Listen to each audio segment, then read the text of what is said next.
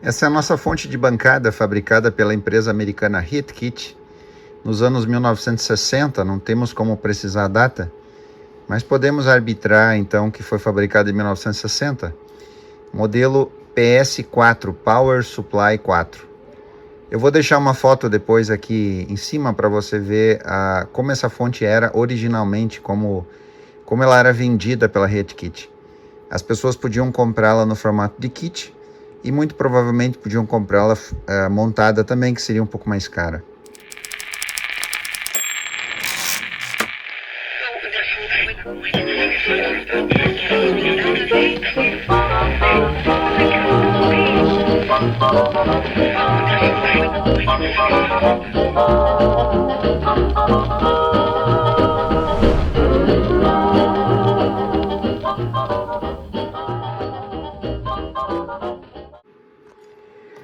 Essa fonte chegou ao acervo do museu por uma doação que foi feita gentilmente pelo senhor Jorge, lá do Rio de Janeiro, e ela pertenceu ao seu pai, que foi um engenheiro militar formado no IME e trabalhou a vida toda como militar. Eu vou deixar aqui embaixo na descrição desse vídeo a abertura das caixas e a apresentação dos aparelhos que chegaram.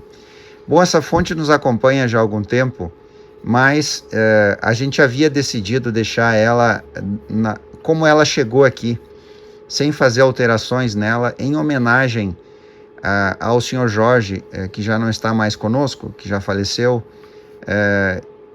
porém, a gente decidiu agora fazer a restauração dela, porque ela vai ser muito útil nos trabalhos do museu.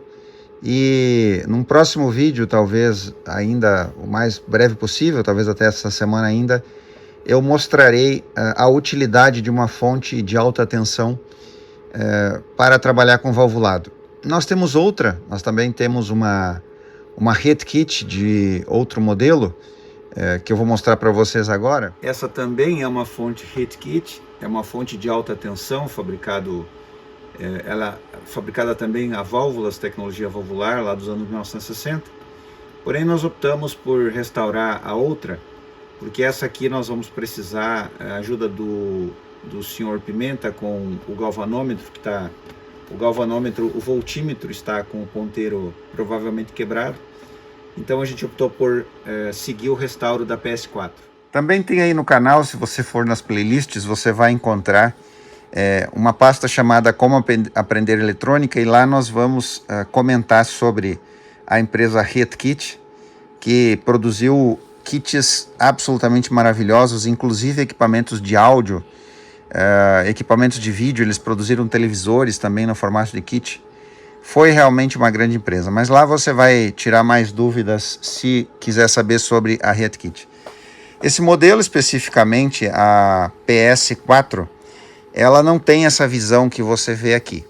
Eu vou deixar agora uma foto aqui em cima para você, que é uma foto de internet da radiomuseum.org, onde tem o formato original dessa fonte, e você vai notar que ela não tem esse voltímetro aqui no centro. Ela tem menos botões, esses dois botões aqui não existem na fonte original, esse não existe, esses LEDs aqui não existem também, e ela então é bem mais simples do que isso aqui. E logo você vai entender o porquê que tem tantos outros recursos aqui, ajustes e recursos, que foi o senhor Jorge, o engenheiro Jorge já falecido, que modificou essa fonte. Vamos dar uma olhada na visão geral dela primeiro, e aí a gente vai começar a entender aos poucos a lógica de o porquê o senhor Jorge fez essas modificações todas. Antes disso, a gente tem que falar o seguinte: essa fonte tem peculiaridades bem legais e que eu sinceramente não sei dizer porquê, mas eu havia decidido fazer um vídeo muito curto, fazer até um short desse trabalho de restauração que a gente já começou, mas em respeito àqueles que às vezes até reclamam de que eu não tenho feito mais vídeos longos, tutoriais e vídeos no formato de compartilhamento de conhecimento, eu decidi fazer esse vídeo em mais partes. Esse então é a parte 1, onde eu estou apresentando essa fonte, e provavelmente eu farei uma parte 2, onde ela já estará terminada a restauração e eu vou mostrar como usar ela e por que ter uma fonte de alta tensão na bancada. Em 2024 é bem mais fácil do que isso aqui, fabricar uma fonte de alta tensão. Por que a gente se refere à fonte de alta tensão antes que você, que é engenheiro eletricista ou eletricista, comente nesse vídeo de que alta tensão são tensões na casa de milhares ou centenas de milhares de volts? Bom, em engenharia elétrica, alta tensão são realmente tensões muito altas, porque a gente fala de tensões de linhas de transmissão, tensões extremamente altas, 8, 10, 12, 16, 20, 30, muito mais 1000 volts. Mas em eletrônica, como os circuitos eletrônicos, via de regra, eles trabalham com tensões baixas, então quando a gente se refere a alta tensão, a gente está se referindo, por exemplo, a uma tensão anódica de uma válvula que é 250 volts. Se você imaginar o mundo do rádio, um rádio que é alimentado com 4 pilhas pequenas, como qualquer rádio moderno que tem hoje, esses rádios DSP, esses rádios vão trabalhar com 6 volts. Então, a tensão máxima que você vai encontrar dentro de um rádio é 6 volts. Se você falar de um televisor, mesmo um televisor moderno, ele não trabalha, mas os televisores modernos não trabalham mais com a alta tensão que os televisores CRT trabalhavam. Então, aqui a gente se refere a uma fonte de alta tensão porque ela realmente produz uma tensão muito acima da tensão de trabalho convencional ou normal de receptores ou de qualquer outro equipamento eletrônico que possa se referenciar hoje em dia. Bom, o que originalmente essa fonte fornece então? Isso é bem interessante, né? A RedKit PS4, Power Supply 4, ela fornece 6,3 volts 4 ampere, que é logicamente para você alimentar filamento de válvulas. Então, vamos dizer assim, que a imensa maioria das válvulas que vai se trabalhar em bancada vão trabalhar com 6,3 volts. Ela poderia ter o ajuste dessa tensão AC aqui, mas seria uma coisa mais complexa ou teria que ter mais enrolamentos no transformador em função de válvulas que a gente sabe que existem, válvulas com filamentos muito menores, 1,5 volts, 1,2 volts, por exemplo. Mas o convencional é 6,3 volts no filamento, então está aqui a saída para filamento. E ela tem 2 saídas independentes que vão ser ajustáveis. Esses 2 ajustes aqui sim são originais de fábrica. E se a gente bota o meter switch para cá, então o voltímetro vai ser conectado a essa saída e você tem então um ajuste aqui de 0 a 400 volts e é por isso que ela é referenciada como fonte de alta tensão, 0 a 400 volts. Ela tem também uma saída de 0 a 100 volts, né, que pode ser comutada. Então você pode colocar aqui para cá, meter switch para esse lado. Então aqui ela vai indicar, ó, é bem interessante aqui. Originalmente ela vai ter aqui desse lado, ela vai ter de 0 a 100 volts, tá? Tem um adesivo aqui em cima que foi o engenheiro Jorge que colocou, porque ele fez modificações nessa fonte, né? Ele fez melhorias nessa fonte aqui.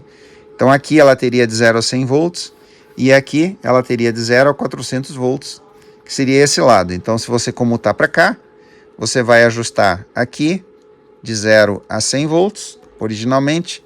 Se você comutar para cá, você vai ajustar aqui de 0 a 400 volts, originalmente em 125 mA, e aqui a gente vai ter 1 mA, né? Originalmente 1 mA.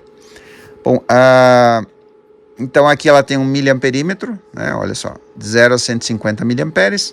Ela coloca aqui uma tarja vermelha na marca onde tem 100 mA, porque é o limite que ela fornece, então ela tem uma margem de segurança. E aí ela tem um fusível de DC, a corrente DC aqui, para o caso, lógico, de um curto-circuito na saída, ela vai abrir esse fusível. Então, o circuito de proteção dessa fonte é bastante primitivo e pouco eficiente, porque o que ela tem aqui é um fusível. Então, se eventualmente você tiver uma sobrecarga aqui, vamos imaginar que você está alimentando aqui um rádio valvulado, filamento, aqui você está setando a tensão anódica de 250 volts, e aí você liga no circuito e tem um curto-circuito lá. Esse fusível vai ter que abrir ou então vai danificar a fonte. Então É bem primitivo mesmo esse sistema de proteção dela. Isso aí, por isso a gente começa a entender por que o engenheiro Jorge modificou tanto essa fonte. Agora a gente vai olhar aqui atrás, isso aqui não é original, você pode ver aqui um dissipador de calor com um transistor, aqui um tipo 127, um par de tipo 127. Aqui tem mais uma coisa que não é original, que é esse soquete difusível aqui, e esse outro transistor que está fixo aqui, que tem a ver com a modificação que o engenheiro Jorge fez. Aqui mais uma placa que tem a ver com a modificação. Aqui mais um buzzer que ele colocou. Aqui mais um transistor, que é uma adaptação também. Aqui mais uma ponte de resistores, né? Que é uma adaptação. Então ele fez algumas melhorias aí, algumas modificações. Esse transformador, que é um transformador isolador, 110 volts. Eu não sei exatamente ainda porquê, mas eu acredito que ele decidiu isolar a rede para colocar nesse circuito aqui. Então aqui ele colocou mais um transformador. Esses sim são originais, transformadores originais. E agora a gente vem uma peculiaridade interessantíssima dessa fonte, que são exatamente as duas válvulas 6L6GC. Eu vou deixar aqui embaixo o link na descrição, se quem quiser olhar o esquema, pode abrir o esquema da fonte e você vai ver como isso aqui é interessante, extremamente interessante. A 6L6GC, ela é um tetrodo de feixe dirigido, são válvulas de saída de áudio. Inclusive, lá nos anos 60, 70, se você comprasse um amplificador Fender, e você conhece a marca Fender, se não conhece, pesquise o que significa Fender e você vai ver. Uma das empresas mais conceituadas de todos os tempos na fabricação de amplificadores de áudio. Então a Fender usava essas duas válvulas aqui, essa válvula 6L6. Existe a versão metálica, né? A 6L6 metálica e a 6L6GC glass, né? Glass de vidro. O corpo dela aqui é de vidro, então. Então são válvulas de saída de áudio, de potência de saída de áudio. E aqui elas estão sendo utilizadas numa fonte de alimentação. Lá no esquema você vai ver.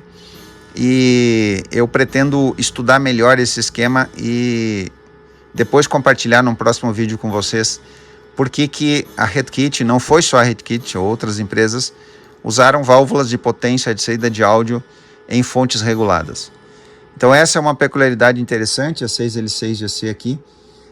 Aqui teria uma 6X4 e o engenheiro Jorge substituiu ela. Ele colocou diodos e fez um circuito para substituir ela. Então ela não está mais aqui. Eu vou deixar assim, eu não vou voltar para a 6X4 porque eu ainda não entendi bem as modificações que ele fez. E mesmo eu tendo no estoque do museu a 6X4 original, que eu poderia colocar aqui, eu posso talvez desmanchar o que ele fez, colocar uma 6X4 e não funciona mais. Como eu não tenho esquema original disso aqui, se eu tivesse documentação do porquê que ele fez isso, com certeza eu poderia talvez até entender mais rápido e melhor e voltar à válvula 6X4, mas nesse momento não tem porquê. Ainda tem mais peculiaridades. Aqui atrás, trabalhando junto com a 6X4, na verdade o que acontece aqui? A alta tensão sai do transformador. Por que dois transformadores? Porque um transformador gera as 3 altas tensões que são usadas pela fonte e outro transformador todos os filamentos. Tem uma peculiaridade bem interessante aqui, que existem enrolamentos separados para os filamentos. Então ele tem um enrolamento separado para aquela saída de 6,3 volts, 4 amperes que está lá na frente, e ele tem enrolamentos separados para os filamentos das válvulas, inclusive individualmente. Então é interessantíssimo isso aí. Pode ser que seja, eu vou estudar melhor, mas pode ser que seja para eliminar ou diminuir o máximo possível o ripple que vai ser entregue a saída de alta tensão, as duas saídas de alta tensão. A gente vai estudar melhor isso. Na saída dessas duas válvulas, então o que ele faz aqui? Ele retifica com diodos. Originalmente eram diodos bastante primitivos, esse aqui, diodos dos anos 1960. Eu já substituí por diodos um N4007 originais de estoque antigo. E vai uma dica para você, eu vi aí na nossa comunidade do Telegram alguns comentários de pessoas dizendo que compraram componentes eletrônicos na conceituada loja Proese. E eu tenho que dizer para vocês o seguinte: não é porque a loja é conceituada que o componente eletrônico é original. Não é. Com certeza não é. Eu já comprei componentes tanto na Proese, comprei componentes na Usina Info, por exemplo, que é uma loja muito conceituada, principalmente se você compra acessórios para Arduino. Aqui no Rio Grande do Sul existe na cidade de Santo Ângelo, aqui no Nordeste, no Noroeste do Rio Grande do Sul, existe uma loja chamada Usina Info. E eu recomendo essa loja pela sua seriedade, eles são muito sérios, mas eu já comprei transistores deles pensando que fosse original e não era. E eles prontamente me devolveram, me ressarciram e cancelaram a compra. Então, não significa em 2024 que uma loja conceituada vende componentes originais. Não é assim que funciona.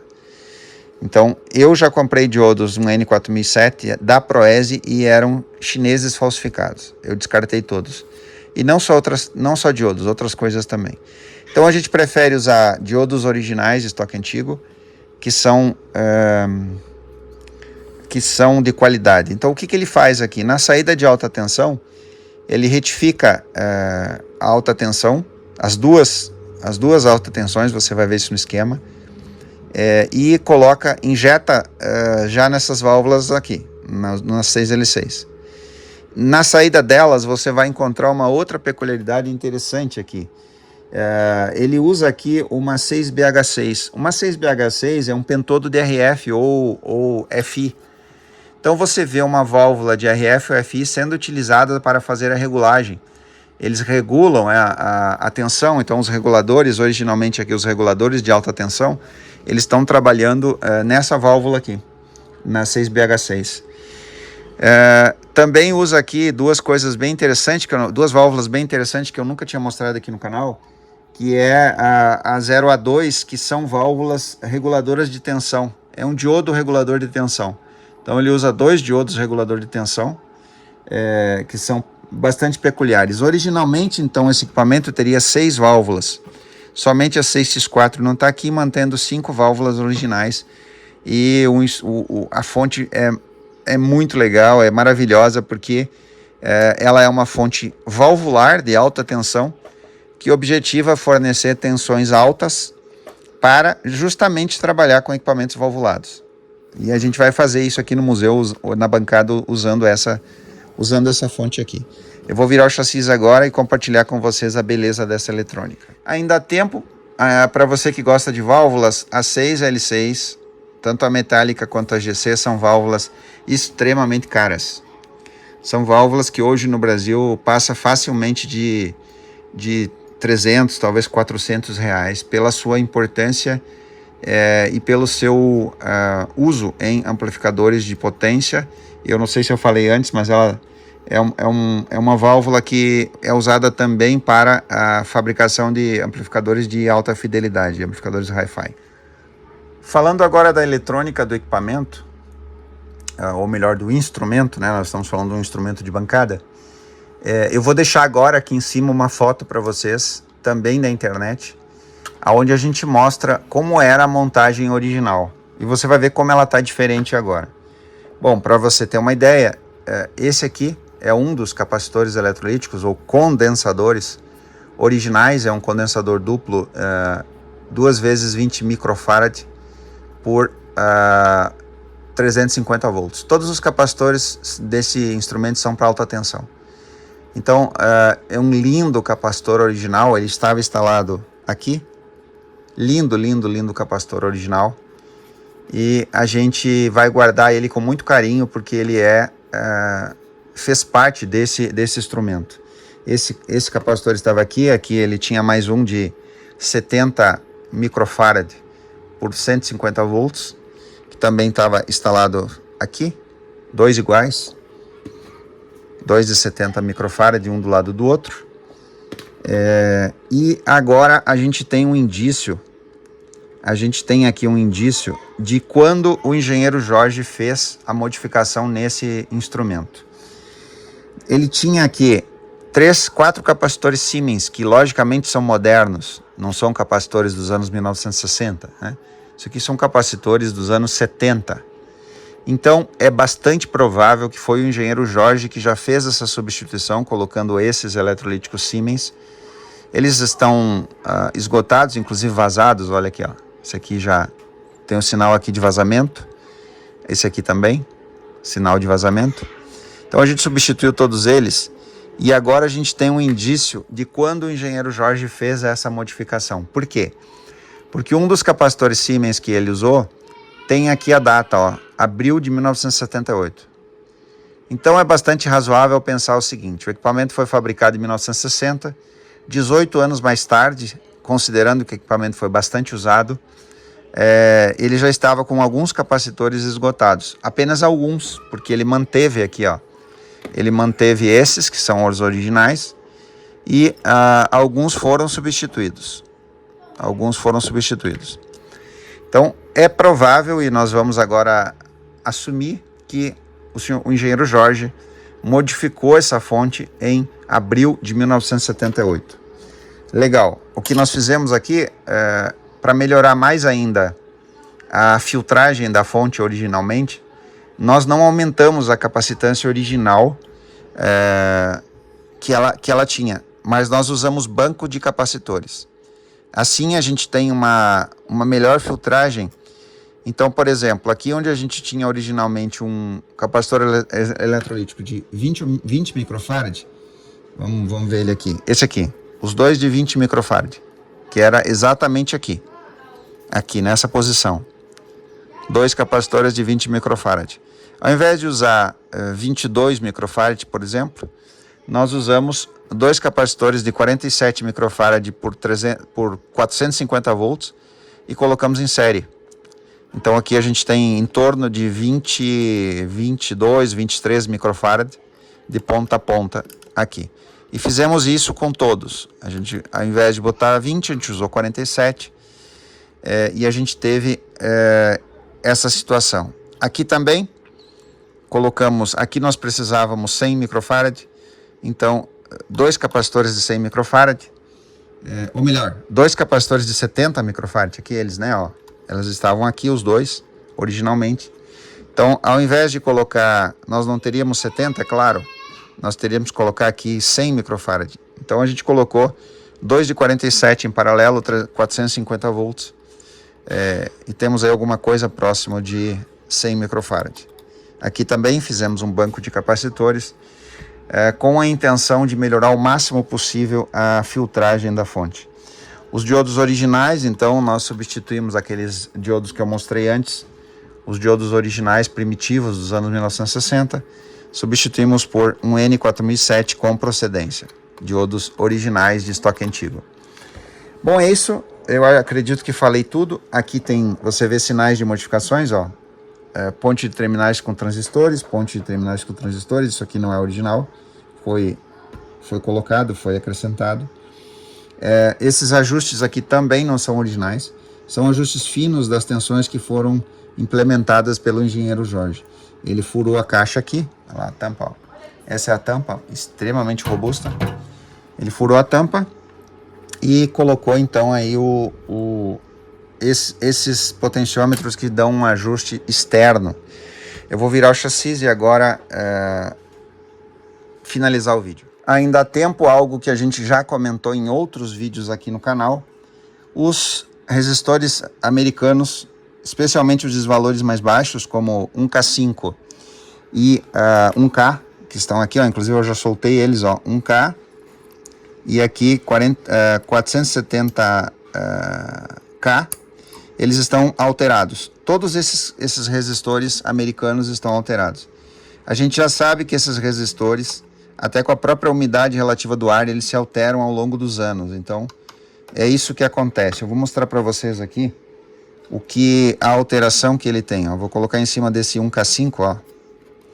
Olha só, 1K5 está com quase 1.9. Isso é mais, você vai ter aqui 400 ohms, então isso aí é 20% praticamente, 2 vezes 5, 10, mais 30%. 3 vezes 5, 15, é quase 30% de alteração. Precisa trocar, tá? Então é 1.9, vou substituir ele. Aqui tem outro de 1K5. Então se você fizer restauração em equipamentos antigos americanos, olha só esse aqui, que deveria ser 1K5. Vou mostrar agora o de 1K. Esse aqui de 1K que eu já abri aqui para substituir ele, ó. Olha só. Ele é 1K. Ó, ele tá com 1.1, mais de 1.1, então ele tá com mais de 10% de alteração. Eu poderia deixar assim? Poderia. Mas se o instrumento foi projetado para trabalhar aqui com 1K5, aqui com 1K, aqui com 470K, eu vou usar os resistores modernos que a gente tem. Por exemplo, olha só, 470K 1 watt. E aqui você vai ver, vamos ver o 470K 1 watt. Aqui você vai ver a precisão desses resistores modernos, apesar de serem fabricados na China. Você tem que ter cuidado quando comprar esses resistores, ó. Ele é 470K, tá com 472. Vamos ver o de 1K. Você tem que ter apenas um cuidado quando comprar esses resistores. Cuide o vendedor. Você vai lá no AliExpress e não busque milagre. Compare os preços de vários vendedores de componentes eletrônicos e aí você vai ter uma compra mais assertiva. Ó, 1K 985, ok? Nós temos estoque, nós fazemos assim. Nós compramos um pacote de resistores de 1 watt com vários valores e separamos nas gavetas por início, pelo primeiro número. Então, começa com 1, começa com 2, começa com 3, começa com 4, começa com 5, começa com 6. É bastante rápido para achar e aí a gente fica monitorando o estoque. Quando baixa o estoque, a gente vai lá e compra mais um pacote. Já compramos de 1/8, 1/4, 1 watt e assim a gente tem o que é necessário para fazer os trabalhos de restauração. Legal? Obrigado por você assistiu. Logo vem o vídeo número 2, aonde realmente vai ser o que lhes interessa, que é ver a fonte funcionando e a beleza de se ter um equipamento dos anos 1960 que foi melhorado. E eu vou deixar para o próximo vídeo, para isso não ficar muito longo. No próximo vídeo eu vou explicar por que o engenheiro Jorge fez essas modificações. Vou deixar apenas aqui o que se chama de spoiler, né? O que é spoiler é deixar vocês curiosos para que vocês queiram entender e assistir o próximo vídeo. Mas o que eu posso já adiantar é que agora a fonte, a Power Supply 4, PS4 da Hitkit de 1960, pode tranquilamente ter uma sobrecarga na saída que não vai queimar fusível nenhum, inclusive ela vai ter um alerta com buzzer. Ela passa a ter correntes fixas 5, 10, 15, 50, 100 e 150 mA, que antes não era assim, né? Ela não tinha esses ajustes aqui que definem a corrente. Ela passa a ter um range de tensão que começa desde de 2,5 a 15 volts. Qual é a justificativa de se alterar uma fonte de alta tensão e colocar tensões baixas? Por exemplo, 15 volts, 2,5 a 15, mais ou menos de 2 volts, 3 volts a 40 e mais ou menos de 25 volts a 150 e a 400. Por que ter? Por que ter isso aqui? Olha só. Saída C, que é essa aqui, ó, é o que o fabricante chama de C, olha só. Na saída C, ele vai ter... Vamos arbitrar que é de 0 a 15, mas não é 0, tá? Vamos arbitrar 0 a 15, 0 a 40 e 0 a 150. Na saída B, ó, B+, lá, ó, essa saída, ele vai ter, então, a mesma coisa, de 0 a 15, 0 a 40 e aqui 0 a 400. Overload, então uma sobrecarga na saída, ele vai indicar as correntes, olha só, 150 mA, 15 mA. Então, o que o engenheiro Jorge fez foi algo fantástico, porque nós já arbitramos que foi em 1978, ele pegou uma fonte com poucos recursos, com pouca proteção, e transformou ela num circuito muito mais avançado, usando somente transistores. Não tem nenhum circuito integrado aqui. É tudo transistorizado, olha só. Aqui a placa com transistores, lá embaixo você vê transistores também. Aqui a parte de potência que ele fez, aqui mais um transistor de potência. E a fonte se transformou numa fonte muito melhor do que a própria Hitkit projetou ela originalmente. Então, rendemos a nossa homenagem em memória ao engenheiro Jorge e agradecemos ao seu filho, o senhor Jorge, lá do Rio de Janeiro, por ter nos confiado esse instrumento maravilhoso que agora vai voltar para a vida e você vai ver a gente usando aí na bancada do museu. Legal? Muito obrigado por você assistir e aguarde o próximo vídeo.